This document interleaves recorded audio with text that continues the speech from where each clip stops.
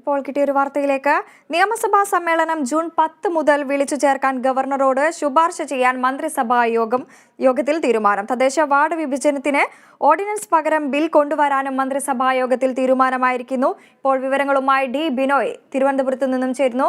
ബിനോയ്, അല്പസമയം മുമ്പാണ് മന്ത്രിസഭാ യോഗം ചേർന്നത്. എന്തൊക്കെയാണ് പ്രധാനപ്പെട്ട തീരുമാനങ്ങൾ?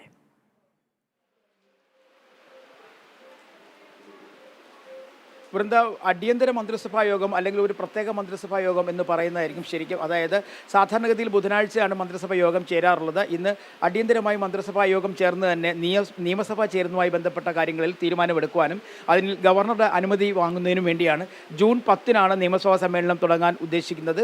ജൂലൈ പകുതി വരെ സമ്മേളനം തുടരുകയും ചെയ്യും.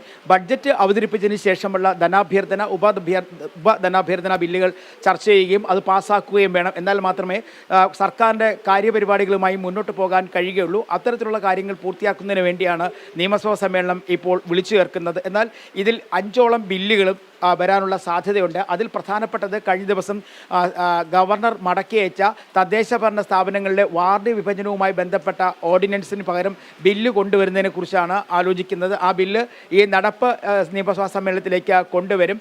അങ്ങനെ ബില്ല് വരികയാണെന്നുണ്ടെങ്കിൽ ആ ബില്ല് നിയമസഭയിൽ ചർച്ചയ്ക്ക് വരികയും പിന്നീട് അത് സബ്ജക്റ്റ് കമ്മിറ്റിയുടെ പരിഗണനയ്ക്ക് വിടുകയും ചെയ്യണം. അതിനുശേഷം നിയമസഭാ സമിതി അതിന് അംഗീകാരം കൊടുത്തതിന് ശേഷമായിരിക്കും ഗവർണറുടെ അടുത്തേക്ക് ഈ ബില്ലെത്തുക. 2020-ലും ഇത്തരത്തിൽ ബില്ല് നിയമസഭയിൽ എത്തുകയും ആ ബില്ല് ചർച്ച ചെയ്യുകയും പിന്നീട് അത് ഗവർണർക്ക് നൽകുകയും ഗവർണർ അത് പാസ്സാക്കുകയൊക്കെ ചെയ്തിരുന്നു. ഇത്തവണയും അങ്ങനെ തന്നെ പ്രതീക്ഷിക്കുന്നു. ബില്ല് ഒരുപക്ഷെ ഗവർണർ ഒപ്പിടുമെന്നുള്ള പ്രതീക്ഷ മന്ത്രിസഭയ്ക്കും മുഖ്യമന്ത്രിക്കും എല്ലാം തന്നെ ഉണ്ട്.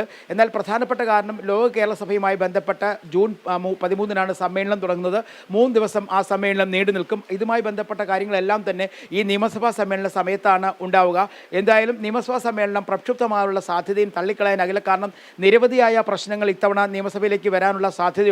മന്ത്രിസഭ അതിൻ്റെ 4ാം വാർഷികത്തിലേക്ക് പോകുന്നു. സാധാരണഗതിയിൽ വാർഷിക പരിപാടികളുമായി ബന്ധപ്പെട്ട് നടത്താനുള്ള ആഘോഷങ്ങളും എല്ലാം തന്നെ ഇത്തവണ ഇല്ല എന്നുള്ളൊരു പ്രത്യേകതയുമുണ്ട്. എന്തായാലും ജൂൺ 10-ന് തുടങ്ങുന്ന നിയമസഭാ സമ്മേളനം ജൂലൈ പകുതി വരെ നീണ്ടു നിൽക്കാനാണ് സാധ്യത. വൃന്ദ,